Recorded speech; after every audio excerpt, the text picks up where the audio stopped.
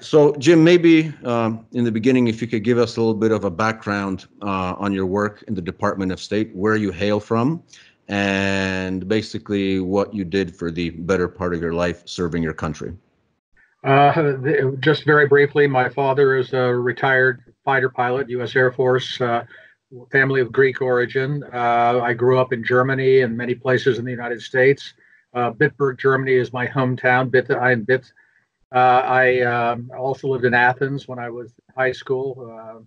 In any case, I entered the diplomatic service after law school, served at the Office of Soviet Union Affairs in those days, also in the Office of the Undersecretary of Political Affairs, mostly on radio broadcasting issues, Voice of America, Radio Free Europe, Radio Liberty.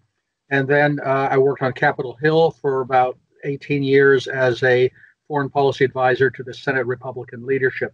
After that, I worked with a couple of law firms and their lobbying shops. And then after that, I've been working a little less actively as an analyst, as a television commentator, and just sort of, observer of international affairs.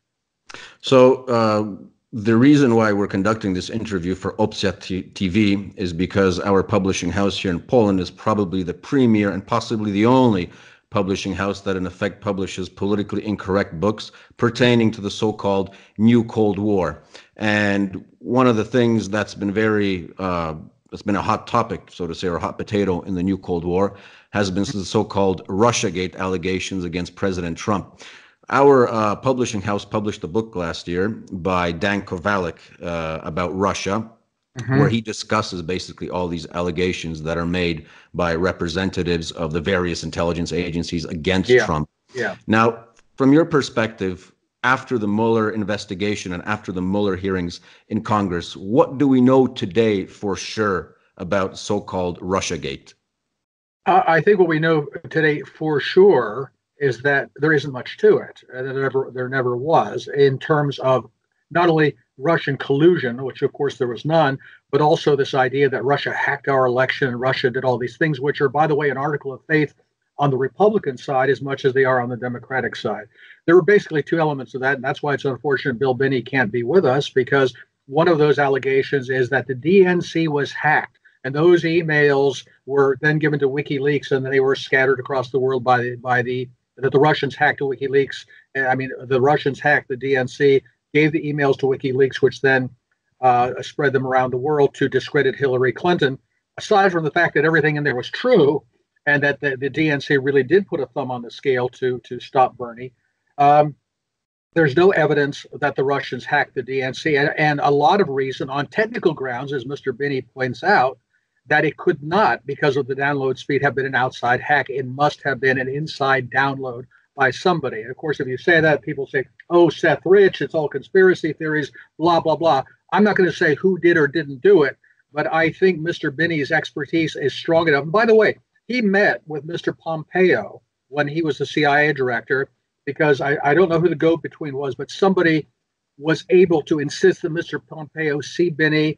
He listened to what Binney had to say, and of course, totally dismissed all of it, ignored it, because he's part of the problem and not part of the solution, Mr. Pompeo. Anyway, the DNC emails were one of the prongs of the so-called Russian meddling in our affairs. The other one was this ridiculous internet clickbait scheme in St. Petersburg, Internet Research Agency, I think it was called, that supposedly was placing all of these ads all over the place to set Americans against each other with these very controversial ads like, Jesus arm wrestling Hillary Clinton, absurd things like this.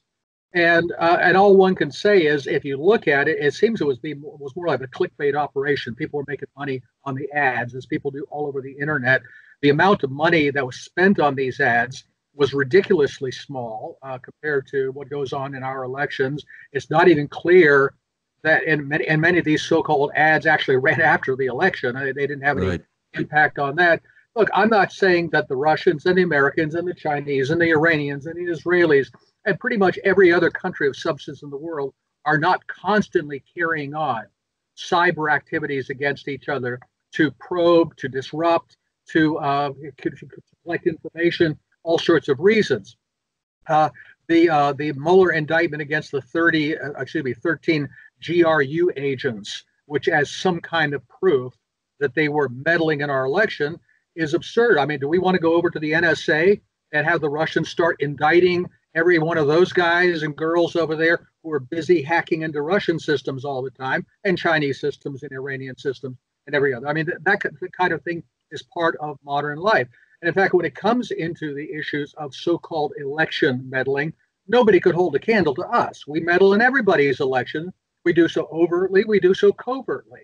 Talk about, as we say, the pot calling the kettle black, for us to accuse Russians or anybody else in meddling on our election. And of course, then you turn that over to the fact that, yes, all sorts of countries do meddle on our election. Obviously, Israel is at the top of the list, but the Saudis do, and the Emiratis do, and many other countries do. They, in any number of ways, largely through spreading a lot of money around Washington. Nobody complains about that. So it's, I think what it really boils down to is two elements. The Russiagate thing was a hoax from the beginning, but what was underlying it was, in fact, a reality. And that is, I realize the term has become something of a buzzword now, the so-called deep state. Didn't like the fact that this orange Hitler, Donald Trump, got elected by those horrible people living in the middle of the country, and something had to be done about it. And I think the other part of that was when he said he wanted to get along better with the Russians, he wanted to do something about our disastrous trade policies, that he wanted to do something about our open borders. This was anathema to the deep state and even to most of the Republicans. So I think that's one reason why the narrative exists, because so many people, even on the Republican side, are willing to go with the narrative, except say, well, but there was no collusion. Right. There's a lot of underlying stories here, things that don't really make it into the Eastern European news cycle. Unfortunately, even in our state-run media, or should I say especially in our state-run media, but even our private media. For example, there was the revelation, first of all, that I think it was an expose in Politico about 2 years ago about Ukrainian meddling in the election, and so-called and a very famous operative of the Democratic Party, I believe, Alexandra Chalupa, or Haupa, as we would say in the proper translation. That doesn't get any traction in Poland, unfortunately. Yeah. Also, the fact that when General Flynn met before the inauguration with the Russian ambassador, it was actually in order to ask a favor in the name of Israel. So that also doesn't get any traction. We constantly get bombarded, especially on this side of the old Berlin Wall, so to say, that basically it was Russia, Russia, Russia, and all these other underlying issues don't get touched upon. And why do you think people have this sort of fear of talking about any potential other entities or countries that might have interfered in American elections? Why only talk about Russia? Well, because those countries do have a lot of influence. Again, the Israelis being at the top of the list. Ukraine, of course, has a special place in the foreign policy establishment, because in terms of an offensive, a salient into the Russian, even if you don't accept the notion of spheres of influence, certainly in a vital security space, someplace that would make their security situation untenable, comparable, I would say, to China's posture in the South China Sea, or for that matter in Xinjiang, where I believe we're also meddling in their internal affairs in order to stir up the Uyghurs. That if you want to poke the Russians, Ukraine is the primary club, the primary weapon to beat them with. So that gives them a special standing in Washington, that they can get away with an awful lot and nobody's going to call them on it, because everybody loves Ukraine, hates Russia, because that's part of the way the orientation here is. It is amazing when again, back to the bigger picture of why this Russophobia exists.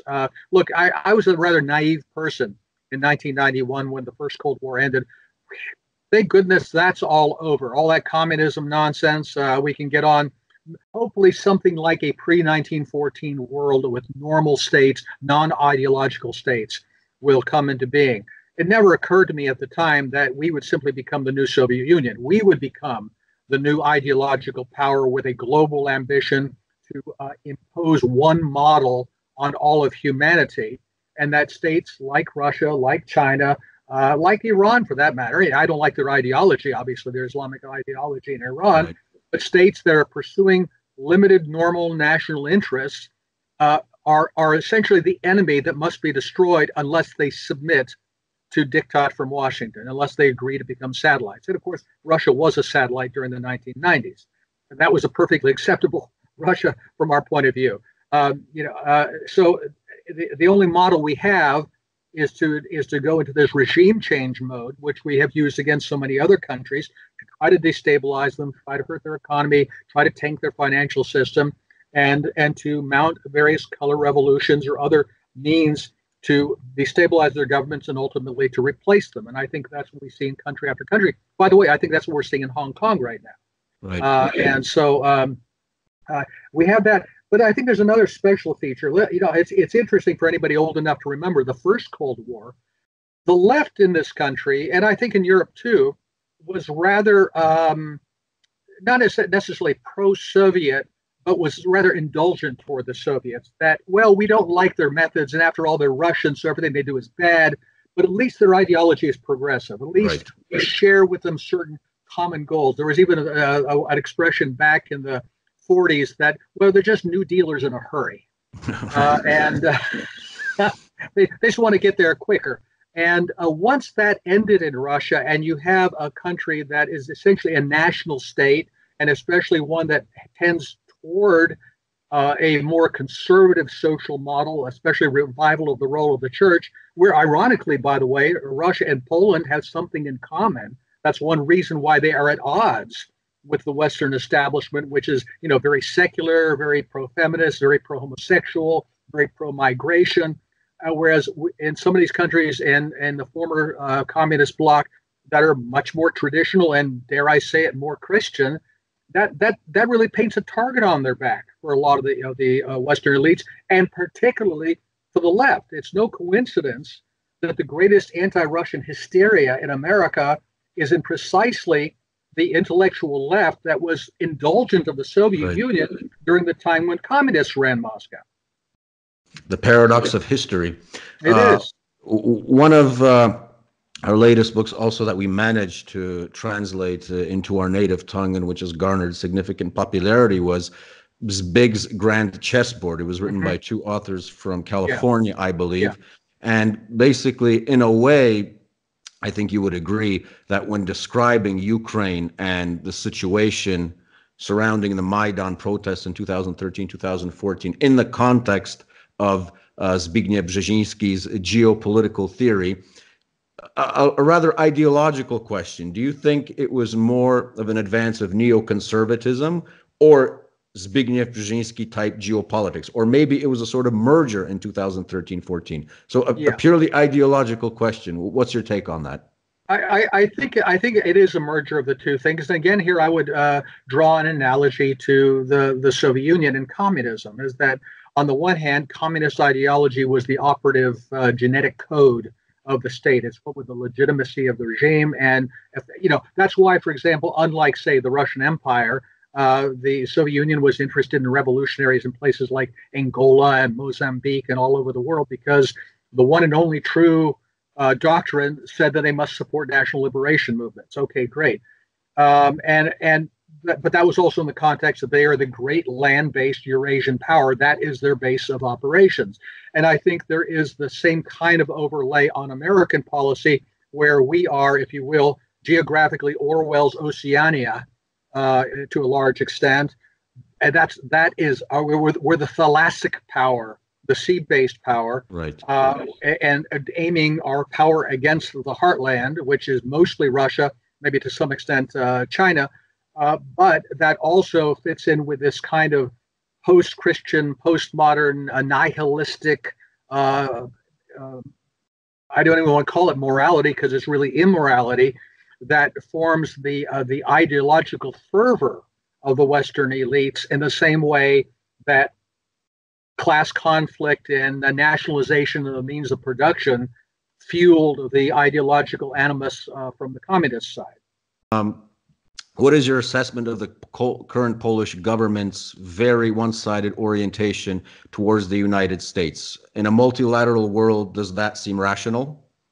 I don't think it's rational. Look, and I understand every nation has its historic experience and they have their historic attitudes and even prejudices against other countries. And look, I'm not going to sit on Mount Olympus and judge who's right and who's wrong. But I think people at some point do need to look at the map. Poland has Germany on this side and Russia on that side. And she can either be friends with those countries or can find some way to be at odds with them.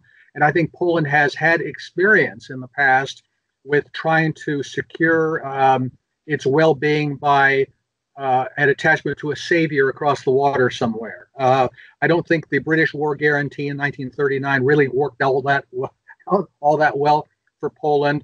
The idea that somehow Poland can be a big American base and be at the forefront of poking the bear in the eye because Uncle Sam is going to defend us.